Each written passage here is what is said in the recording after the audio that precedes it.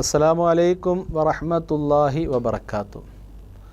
അൽഹംദുലില്ലാഹ്, അള്ളാഹു അവൻ്റെ അളവറ്റ അനുഗ്രഹത്തിൻ്റെ പേരിൽ പരിശുദ്ധമായ റമദാനിൻ്റെ പുതിയൊരു പ്രഭാതത്തിലേക്ക് സമാഗതമാകുവാൻ തൗഫീക്ക് നൽകി. അള്ളാഹു സ്വീകരിക്കുമാറാകട്ടെ.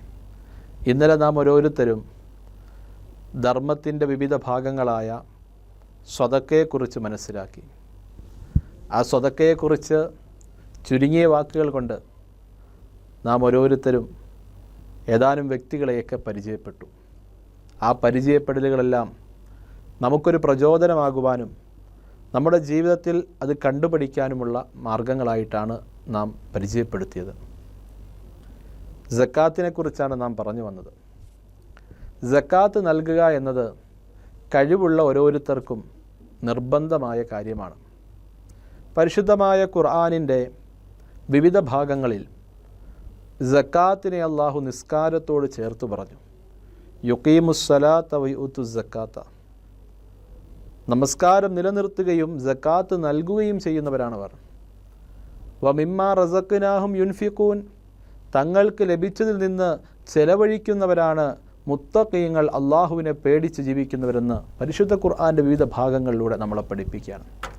സക്കാത്ത് എന്നത് നിർബന്ധിതമായ ഒരു ദാനമാണ്. അത് കൊടുത്തേ മതിയാകൂ.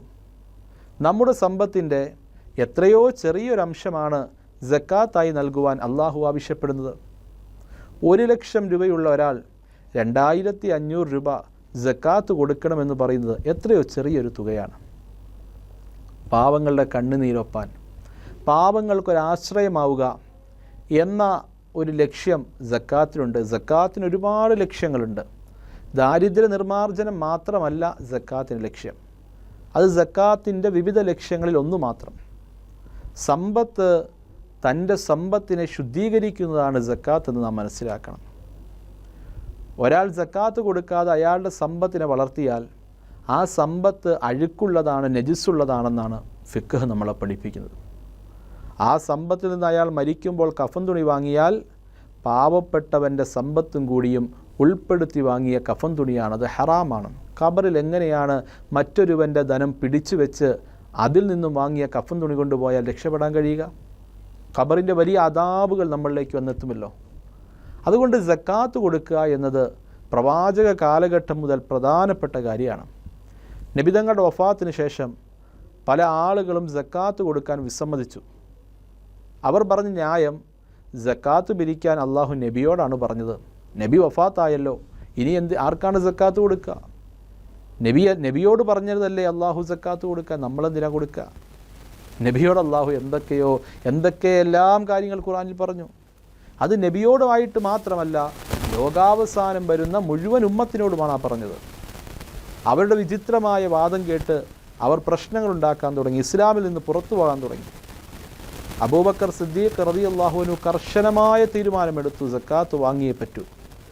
ധീരനായ ഉമർ വന്നിട്ട് പറഞ്ഞു, അബൂബക്കർ റളിയല്ലാഹു അൻഹു, നബി തങ്ങൾ വഫാത്തായ സന്ദർഭമാണ്. ധാരാളം ആളുകൾ ഇസ്ലാമിൽ നിന്ന് പുറത്തായിക്കൊണ്ടിരിക്കുകയാണ്, മുർത്തദ്ദാവുകയാണ്. ഈ സമയത്ത് സക്കാത്തിൻ്റെ വിഷയത്തിൽ ഇത്ര കടുപ്പം കാണിക്കണം? യഥാർത്ഥത്തിൽ അബൂബക്കർ റളിയല്ലാഹു അൻഹു എത്ര ധീരനാണെന്ന് ഈ സന്ദർഭം നമ്മളെ പഠിപ്പിക്കുകയാണ്. അബൂബക്കർ റളിയല്ലാഹു എഴുന്നേറ്റ് എന്ന് പറഞ്ഞു, അയ്യൻകുസദ്ദീനു വഅന ഹയ്യുൻ, ഞാൻ ജീവിച്ചിരിക്കുമ്പോൾ എൻ്റെ ദീനിനൊരു കുറവ് വരുവാനോ?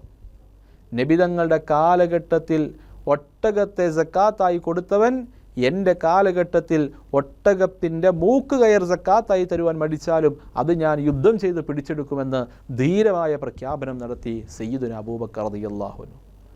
അബൂബക്കർ റളിയല്ലാഹു അൻഹുവിനെ സൗമ്യനായി നാം മനസ്സിലാക്കുമ്പോൾ സത്യത്തിൻ്റെ, ദീനിൻ്റെ വിഷയത്തിൽ അദ്ദേഹം എത്ര വലിയ ധീരനായിരുന്നു. ഉമറിനെ പോലും കവച്ചു വയ്ക്കുന്ന ധീരനായിരുന്നു സയ്യിദുനാ അബൂബക്കർ സിദ്ദീഖ് റളിയല്ലാഹു അൻഹു.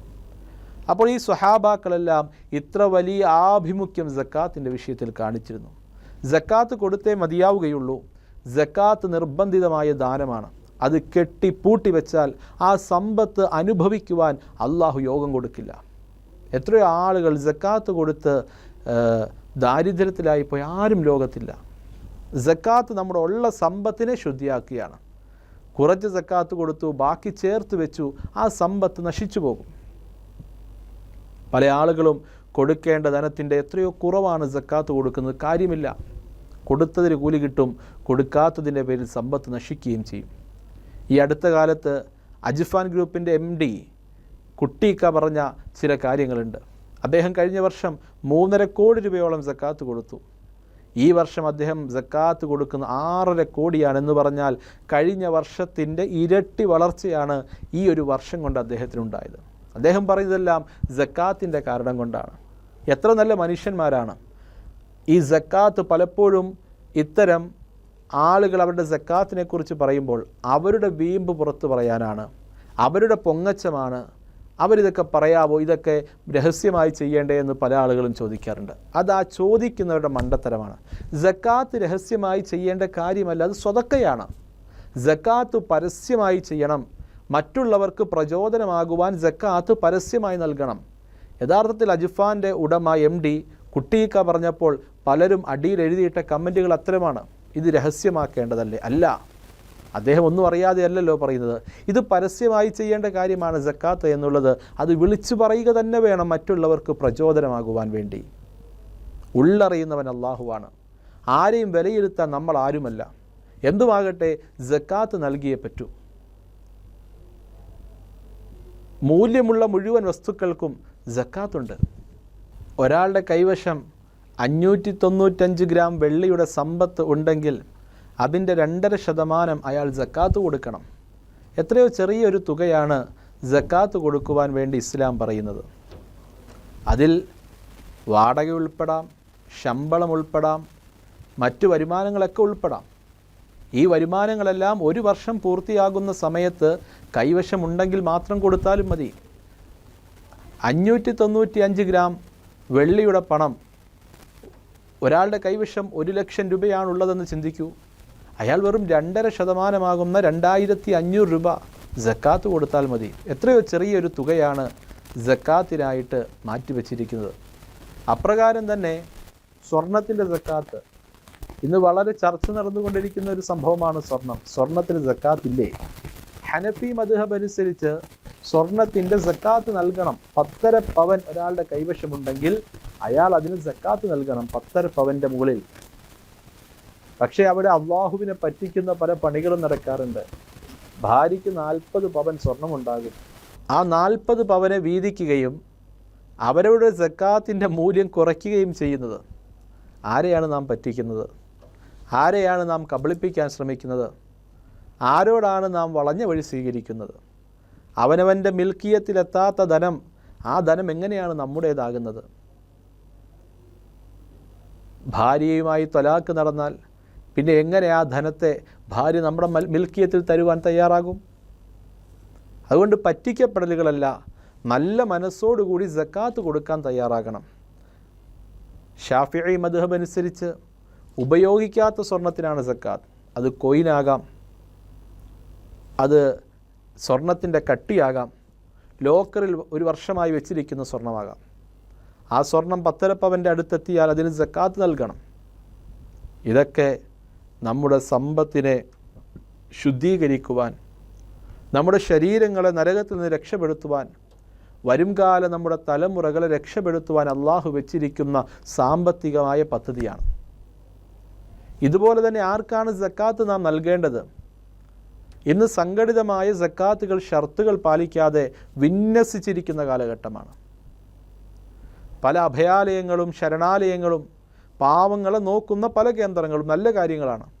പക്ഷേ സക്കാത്ത് വാങ്ങാനുള്ള ഷർത്തുകളൊന്നും അവിടെ നടക്കുന്നില്ല. അവരും കൈനീട്ടുകയാണ് സക്കാത്ത് കൊണ്ടുവരിക. വിവരമില്ലാത്തവർ, സക്കാത്തിനെക്കുറിച്ച് അറിവില്ലാത്തവർ, ആഴത്തിൽ ഗ്രാഹ്യമില്ലാത്തവർ, ഫിഖഹുമായി ബന്ധമില്ലാത്ത ആളുകൾ സക്കാത്ത് ഇങ്ങനെ വാങ്ങുവാൻ വേണ്ടി നിൽക്കുകയാണ്. അവരുടെ അന്തേവാസികളുടെ ഫോട്ടോകൾ പ്രചരിപ്പിച്ചുകൊണ്ട്. ഒരുപക്ഷെ അവിടെ സാമ്പത്തികം ആവശ്യമുണ്ടായിരിക്കും, ഒക്കെ ശരിയാണ്. പക്ഷെ സക്കാത്ത് എവിടെയും എങ്ങനെയും എപ്പോഴും കൊടുക്കാൻ പറ്റുന്നൊരു കാര്യമല്ല. സ്വതക്കകൾ നൽകിയങ്ങോട്ട്. സക്കാത്ത് ആർക്ക് എപ്പോൾ എങ്ങനെ നൽകണമെന്ന് പരിശുദ്ധമായ ദീൻ പഠിപ്പിക്കുന്നുണ്ട്. ആവശ്യക്കാരുണ്ട്, പക്ഷെ ഷർത്ത് പാലിക്കപ്പെടുന്നില്ല, സക്കാത്ത് ശരിയാകില്ല. നാം കൊടുക്കുന്ന സക്കാത്ത് അള്ളാഹുവിൻ്റെ കണക്ക് പുസ്തകത്തിൽ ഉണ്ടാകില്ല എന്നർത്ഥം. അതുപോലെ തന്നെ പല ജമാഅത്തുകളും സക്കാത്ത് വാങ്ങുന്നുണ്ട്. യഥാർത്ഥത്തിൽ സക്കാത്ത് അങ്ങനെ ഒരുമിച്ച് കൂട്ടി നാട്ടുകാർക്ക് വിതരണം ചെയ്യുമ്പോൾ പലപ്പോഴും പല കുടുംബാദികളും കണ്ണീര് കുടിക്കുകയാണ്. അവരുടെ കുടുംബത്തിലെ സമ്പന്നൻ വർഷങ്ങളായിട്ട് അവർക്ക് കൊടുത്തിരുന്ന സക്കാത്തിൻ്റെ തുക അവർക്ക് നഷ്ടപ്പെടുകയാണ്. ഇതൊന്നും മനസ്സിലാക്കാതെ ജമാഅത്തിൻ്റെ വലിപ്പം കാണിക്കാൻ വേണ്ടി സക്കാത്ത് ഒരുമിച്ച് കൂട്ടുമ്പോൾ കുറേ പാവങ്ങളുടെ കണ്ണുനീര് അവിടെ വീഴുന്നുണ്ടെന്ന് നമ്മൾ മനസ്സിലാക്കുന്നില്ല. സക്കാത്ത് നാം ആദ്യം ഒന്നാമതും രണ്ടാമതും മൂന്നാമതും നൽകേണ്ടത് നമ്മുടെ കുടുംബത്തിലുള്ള പാവങ്ങൾക്കാണ്. കുടുംബത്തിലുള്ള പാവങ്ങൾക്ക് അവർക്ക് കൊടുക്കീൻ, അയൽവാസികൾക്ക് കൊടുക്കീൻ. ഇതെല്ലാം കഴിഞ്ഞിട്ടും അവരുടെ ആവശ്യം കഴിഞ്ഞിട്ടും ഉണ്ടെങ്കിൽ മാത്രം മറ്റ് സ്ഥലങ്ങൾ ഏൽപ്പിക്കീൻ. എന്തിനാണ് സക്കാത്തിൻ്റെ വിഷയത്തിൽ കടുംപിടുത്തങ്ങൾ? എന്തിനാണ് സക്കാത്തിൻ്റെ വിഷയത്തിൽ ആളാകുന്ന പെരുമാറ്റങ്ങൾ? എന്തിനാണ് സക്കാത്ത് പറഞ്ഞുകൊണ്ട് വലിപ്പം കാണിക്കുന്നത്?